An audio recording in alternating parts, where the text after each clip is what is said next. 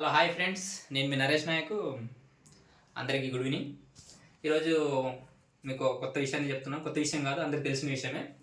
2023 December 7వ తారీఖున ముఖ్యమంత్రి అయిన మన రేవంత్ రెడ్డి గారు చెప్పిన హామీలు ప్రజలకి అవి కొద్దిగా గుర్తు చేసి ఎంతవరకు అమలు అయినాయి, ఎంతవరకు అమలు అవ్వాల్సి ఉన్నాయి అనే విషయం మీద మీకు కొద్దిగా చర్చిస్తే మీరు కూడా ఏం జరుగుతుంది ఏందనేది ఇండైరెక్ట్గా డైరెక్ట్గా మీకు కూడా కొద్దిగా అర్థమవుతుందని చెప్తున్నాను. ఒక విషయం అండి, ఫస్ట్గా ముఖ్యమంత్రి రేవంత్ రెడ్డి అవ్వకంటే ముందు ఆయన పిసిసి అధ్యక్షుడు, కాంగ్రెస్ పార్టీలోనే ఆయన ముఖ్యమంత్రి క్యాండిడేట్ అవునా కాదా అనే విషయంలో అతను ఉన్నాడు. ఇంకోటి, అతని కాంగ్రెస్ గవర్నమెంట్ మనకి ఇచ్చిన హామీలు ఏంటంటే వికలాంగులకు వచ్చేసి 6,000 రూపాయలు పింఛను. ఏదైతే ఇంట్లో ముసలావిడ కానీ ముసలోళ్ళు గత ప్రభుత్వం కేసీఆర్ 2,000 ఇచ్చాడు. అది కూడా ఇద్దరు ఉంటే ఒక్కళ్ళకి ఇచ్చి గొడవ పెట్టిండు. నేను 4,000 వస్తా అక్క, ఎన్ని వేలు అక్క అని చెప్పి అన్నాడు.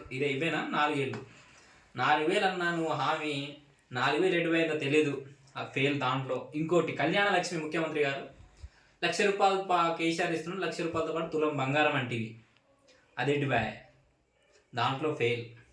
ఇంకోటి, మూసీ సుందరీకరణ, ఏదైతే నువ్వు అన్నావో మూసీ సుందరీకరణ అని చెప్పేసి అడ్డగోలుగా హైడ్రా పెట్టి, నీకు దమ్ముంటే మల్లారెడ్డిది కూలగొట్టు, నీకు దమ్ముంటే ఫాతిమా కాలేజ్ ఉంది, దాని పేరేంటి, అది అససుద్దీన్ ఓవైసీ ఆయన కాలేజ్ ఉంది, ఫాతిమా కాలేజ్ కట్టి చెరువులోనే ఉంది, అది కూలగొట్టు. ఇక్కడ మల్లారెడ్డి మన సురారాంలో మల్లారెడ్డి కాలేజ్ చెరువులోనే ఉంది, అది కూలగొట్టు. పేదల ఇల్లు కూలగొట్టుకుంటా అడ్డగోలుగా మీ నాయకులు మీరు చేస్తున్న దోపిడీ అవినీతి తెలియదా ప్రజలకి? ఏదో రెండుకో బొండుకో కేసీఆర్ అప్పుడు అంతో కొంత ఆయన చేశాడో ఏదో. రాష్ట్రాన్ని ఎప్పుడు చరిత్ర ఎంతకాలం ఉన్నా, రాష్ట్రం ఎంతకాలం ఉన్నా కేసీఆర్ని ప్రజలు మర్చిపోరు. ఎందుకంటే 1,200 మంది ఆత్మదానాల మీద రాష్ట్రం ఏర్పడ్డా కానీ ముందుంది నడిపించింది కల్వకుంట్ల చంద్రశేఖరరావు అని హిస్టరీలో ఆ పేరు అనేది ఉంటుంది. ముఖ్యమంత్రి గారు, మీరు చేసిన వాగ్దానాలు ఏంటి, మీరు చెప్పిన హామీలు ఏంటి, మీరు చేస్తున్నది ఏంటి అనే విషయాన్ని ఏమన్నా అంటే 18 గంటలు కష్టపడుతున్నా, నేను సన్న బియ్యం ఇస్తున్నాను అంటున్నావు. సరే ఓకే, నేను యాక్సెప్ట్ చేస్తాను, సన్న బియ్యం విషయంలో ఓకే యాక్సెప్ట్ చేస్తాను, మంచి పద్ధతి. ఏంటంటే చాలామంది సన్న బియ్యం ఇచ్చాడు రేవంత్ రెడ్డి. ఏకైక రాష్ట్రం భారతదేశంలో తెలంగాణ రాష్ట్రం చిన్న భయం, అంటే దాన్ని ఎంకరేజ్ చేస్తాం, దాని మీద ఎటువంటి డౌట్ లేదు.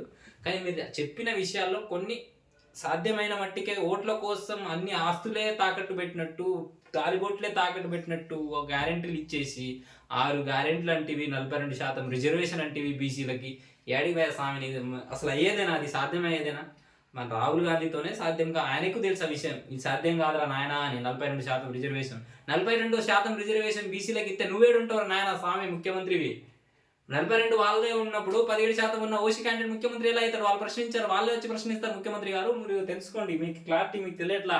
17% ఉన్న ఓసీ నాయకుడు ముఖ్యమంత్రి ఎలా అవుతాడు, 42% ఉన్న బీసీ వాడు ముఖ్యమంత్రి ఎందుకు కాడు, బీసీ నాయకుడు ముఖ్యమంత్రి అవ్వాలని చెప్పి వాళ్ళ దాంట్లో వాళ్ళు రెచ్చిపోయి వాళ్ళు ఎమ్మెల్యేలు వాళ్ళే ఏకగ్రీవంగా బీసీ నాయకుడిని ఎందుకుంటారు ముఖ్యమంత్రి గారు. అందుకే మీరు బీసీ డిక్లరేషన్ని బయట పెట్టట్లేదు, అది మీకు తెలిసిన విషయాన్ని నేను గుర్తు చేస్తున్నా. ఇంకోటి ఏంటంటే, మీకు ముఖ్యమంత్రి గారు మీకు వెనక ఆస్తులు సంపాదించుకొని మీరు దాచిపెట్టుకునేది ఏం లేదు. ప్రజలకు ఇచ్చిన ఏదైనా హామీలు ఉంటే అవి నెరవేర్చండి, మళ్ళీ అధికారంలోకి రావాలని మేము కోరుకుంటాం. మీరు వయసులో ఉన్నారు, టాకింగ్ పవర్ ఉంది. ఇంకోటి ఏంటంటే, వాయిస్ స్టేజ్ స్పీచ్ కూడా బాగానే మాట్లాడుతావు, మైక్ ఇస్తే గంట సేపు మాట్లాడుతావు, అడ్డగోలుగా మాట్లాడుతావు, ఇష్టం వచ్చినట్టు తిరుగుతావు, అంటావు లాగుల్లో తొండలు ఇడుస్తా చెప్తావు కదా, అది నీకే సూట్ అయింది ముఖ్యమంత్రి గారు. ఇంకోసారి ఏంటంటే, నువ్వు ఏదైనా ప్రసంగం ఇచ్చేటప్పుడు నువ్వు ముఖ్యమంత్రి అని చెప్పి ఊహించుకొని మాట్లాడితే బాగుంటుంది. ఇంకోటి ఏంటంటే, ఇచ్చిన గ్యారెంటీలు, ఇచ్చిన హామీలు సాధ్యమైన వరకు నెరవేర్చండి. నువ్వు ఇలా అది సాధ్యం కానీ హామీలని నీకు తెలుసు కాబట్టి, మేము అమాయకులం కాబట్టి నువ్వు ముఖ్యమంత్రి చేసుకున్నాం ముఖ్యమంత్రి గారు.